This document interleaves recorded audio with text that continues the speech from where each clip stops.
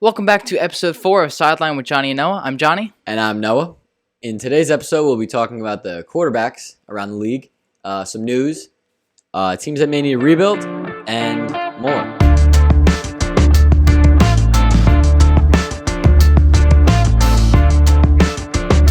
We're going to be giving our top 5 position rankings throughout the season. This week, it's quarterback.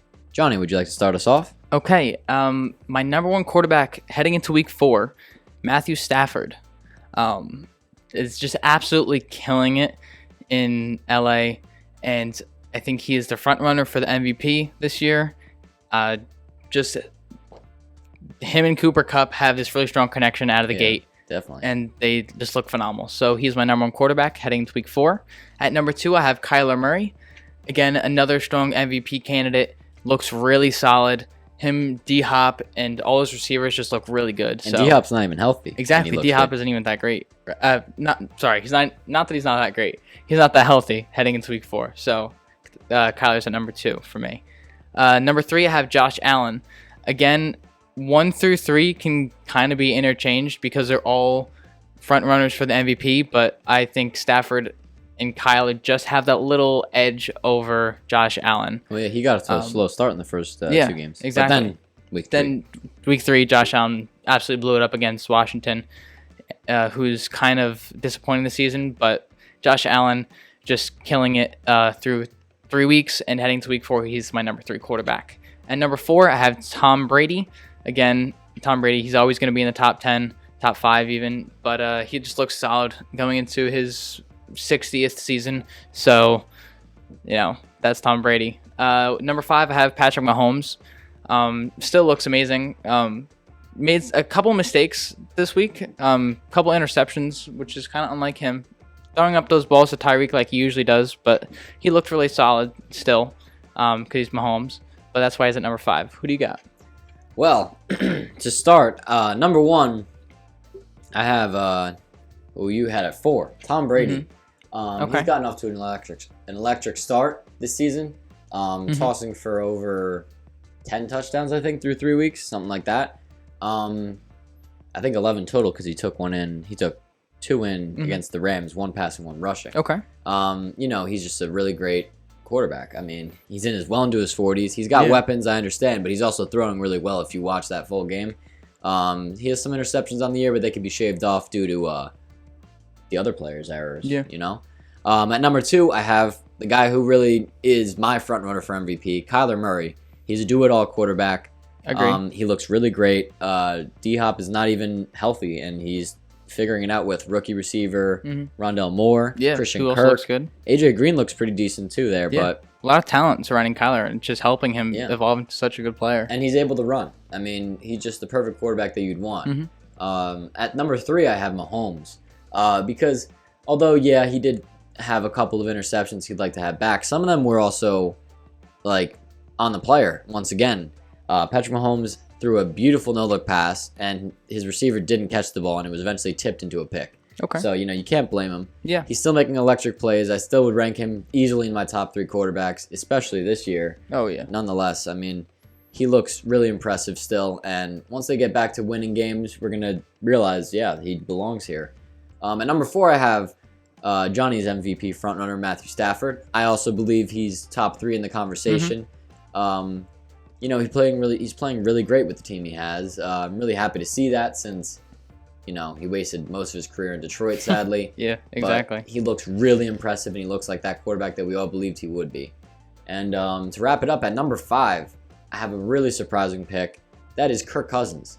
Dude is on fire right now. He is crazy. I mean, he's the Vikings quarterback, and if you really look into him, he's completely underrated. Yeah, his numbers are phenomenal this year. He's one missed kick away from being 3-0, I believe. I know. Yeah. I mean, he looks. Oh wait, no, they're 1-2.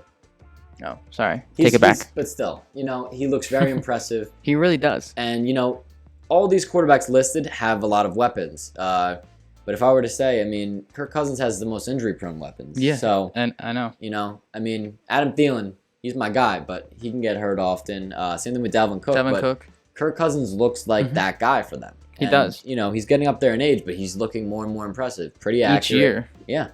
So that rounds out our top 5 quarterbacks for this week. And next week we'll be covering running backs. In news around the league, we have Richard Sherman in talks with Seattle and San Fran, but ultimately going to Tampa Bay with Tom Brady and Gronk. Yeah, thanks to Tom Brady's thanks to Tom Brady. recruitment. Yeah. And he's also going to be active this weekend, so just another player to watch because that secondary is absolutely beat up. That's one of their only weaknesses left on the roster. So Richard Sherman is definitely going to fill a hole, and I think he still has some talent left. Yeah. So I think he's still got something left in the tank. With Murphy Bunting, he was dislocated shoulder or something like that. So he'll be back soon, but that is a beat up secondary, and they could definitely use a guy. Oh, without doubt. A veteran presence like Richard Sherman. Next up, we have, the moment we've all been waiting for this week. Tom Brady and Bill Belichick facing off on Sunday Night Football. The Bucks visit the Patriots. It's going to be at 8 o'clock, and it's going to be, a lot of excitement. Sadly, Rob Gronkowski is out for the game and possibly out for a couple of weeks because of a rib injury. Multiple broken ribs. Yeah, not looking good. It was revealed in an MRI that it was multiple broken ribs. Yeah, it's unfortunate, but Brady and Belichick, there's a lot of drama surrounding it.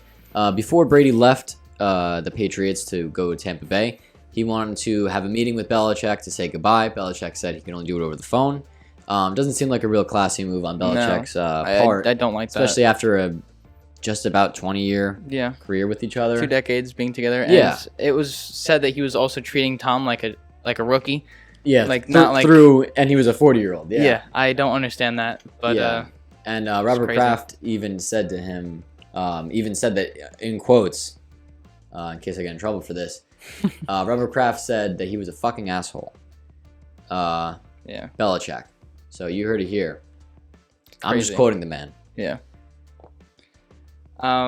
So next we're jumping into teams that might need a rebuild. I have the Atlanta Falcons. Obviously, we know that they sort of need a rebuild, but they're still trying to win right now, drafting Kyle Pitts. That was pretty obvious that they want to get something out of the remaining year left of Matt Ryan. They just kind of look flat. They don't look that great. The defense really sucks this season, even though they beat my Giants. Yeah. But that's another topic for another time. They just don't look that great. The offense doesn't look that great. They got destroyed by the Eagles, and the Eagles really sucked this season. Yeah, so they've proved that was a fluke game. So it's just frustrating. No, and I don't understand why they haven't embraced the rebuild already. Matt Ryan is a solid starting quarterback in the league. He can still play. He can still throw the ball really well. But he's not going to lead a Super Bowl team, especially a team that doesn't really have that much to surround him with. He has Calvin Ridley. We'll give him that. Mike Davis is a solid running back. He's not a star. Kyle Pitts is decent, but he has to develop because tight end, sometimes it takes time to develop that position. Yeah. But I agree. Atlanta would need a rebuild. But for me, I'm going to go with a choice pretty similar to yours with the quarterback situation in Pittsburgh. Okay. Ben Roethlisberger, he's 40. He's old. He doesn't look like Tom Brady when he was 40. Dude, he looks like a 40-year-old man. He looks so bad. He just, and I hate to say it, all respect to his career, but I think he's done. I think so too. He doesn't look like he could lead that team to the playoffs. No way. They have solid young receivers, which is great, but a lot of them, their contracts will be up soon, and they're going to be asking for more money. Juju already did. Yeah. So. And he took that hometown discount coming back. Exactly. So well, eventually some of them will be leaving. And on top of that, their offensive line. What happened with that? I mean, oh my God. Not really much there, and they're all pretty old at this point. Their defense is a bright spot. They have Minka Fitzpatrick, TJ Watt, but also aging guys. Cameron Hayward, Stephon Tuitt. All these guys are getting older. So, I'm not sure if it's time to sell. The time might... It might have been past. I think the time is not now. I think the time is to rebuild. You got to draft that quarterback. They didn't do that this year when they should have. They have, Dwayne Haskins in the backup. Elite Ohio State quarterback. Yeah, in Ohio State, he was elite. But, didn't translate. I have high hopes for him. But, it's safe to say they needed to find a bigger replacement just to, they're not going to put in Dwayne Haskins over Ben Roethlisberger if he's having a bad game. I don't They will put in a rookie quarterback if they drafted one. They didn't. I know. Dwayne Haskins. It doesn't make any sense. Dwayne Haskins might be their future. He might be their transition quarterback. Or he could be a star. Who knows? I mean, who knows what a change of scenery does. But That's my pick. I just think they really need to rebuild, and they should stop living in the past with Ben Roethlisberger and move on. Yeah, I like that. Now on top of that, not just teams not living up to their potential, but players that haven't been living up to their potential. John, what would you have to say about that? Going along with my Atlanta Falcons pick that need to rebuild, I'm going with Kyle Pitts. Just kind of hasn't been living up to that top 5 pick. Kind of just doesn't look that great. It might not be on him. I don't think it's him. I think it's Matt Ryan. I don't think he's getting the target share that we all thought he would. It's lack of protection too. Yeah. Honestly. I just think that he needs more targets. He needs to get the ball more in order for him to be more successful. I just think he's just not getting as many targets as we all thought he would. And Calvin Ridley is just taking all those targets. So I don't think it's on him, but he just isn't living up to that potential that we thought he would. We thought that he would dominate, but he isn't yet. So I think he has time. Yeah, definitely. My pick is Jonathan Taylor. He had a breakout rookie season. He looked amazing. And this year he's been relatively unimpressive. He hasn't been getting the red zone touches that he got toward the end of last season. And Nyheim Hines is he's kind of taken over. He looks pretty good there. I know. But, there's always time. But as of now, I just think his potential was, fantasy-wise, top 10 pick. Oh, yeah. At some points. And kind of dropping. He's being outscored by James Robinson. Yeah. No disrespect to James Robinson. I have him on my team. But, he wasn't expected to be a first-round pick. Oh, I know. And Jonathan Taylor was. And it's unfortunate. It's tough. He's actually being outscored by Nyheim Hines, I believe, actually. His backup running back. So, it might be because of Carson Wentz. It might be because the line has a lot of injuries going on. Quentin Nelson put on IR today. Yeah, Braden Smith was declared out for this week. Yeah. So we'll see what he does with that. But who knows? I think, there's plenty of more time in the season. And maybe he'll improve. We'll see. Now for our segment, Hot Seat. These are for players and coaches who have not been playing too well or coaching too well, and they could be straight up fired. On the way out. On the way out, yeah.